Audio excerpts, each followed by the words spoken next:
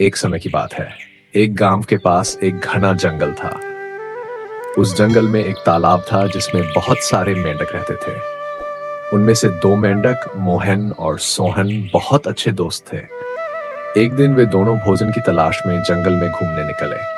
घूमते घूमते वे एक गहरे गड्ढे के पास पहुंचे और गलती से उसमें गिर गए। गड्ढा बहुत गहरा था और दोनों मेंढक बाहर निकलने के लिए उछलने लगे। जैसे ही वे उछलते, उन्हें समझ में आया कि गड्ढे से बाहर निकलना बहुत कठिन है। धीरे धीरे गड्ढे के पास और मेंढक आकर इकट्ठे हो गए। वे गड्ढे के किनारे खड़े होकर मोहन और सोहन को बाहर निकलने के लिए संघर्ष करते देख रहे थे। कुछ समय बाद बाहर खड़े मेंढकों ने कहना शुरू किया, यह गड्ढा बहुत गहरा है, तुम दोनों यहां से कभी बाहर नहीं निकल सकते।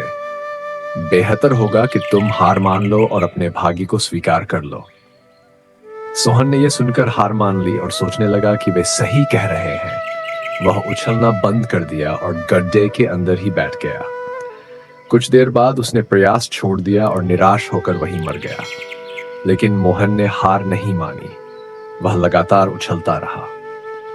बाहर खड़े मेंढक चिल्लाते रहे कि उसका प्रयास व्यर्थ है, लेकिन मोहन ने उनकी बातों को नजरअंदाज कर दिया और पूरी ताकत से उछलता रहा। अंततः उसने एक बड़ा उछाल मारा और गड्ढे के बाहर आ गया। बाहर आकर मोहन ने देखा कि बाकी मेंढक हैरान हो रहे थे। पूछा, तुमने हमारी बातों को क्यों नजरअंदाज किया और कैसे तुमने यह कर दिखाया? तब मोहन ने इशारों में समझाया कि वह सुन नहीं सकता।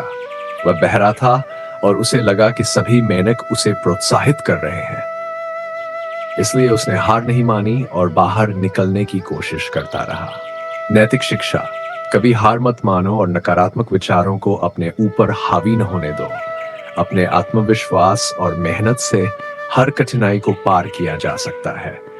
दूसरों की नकारात्मक बातें सुनने की बजाय अपने मन की सुनो और सकारात्मक सोच रखो।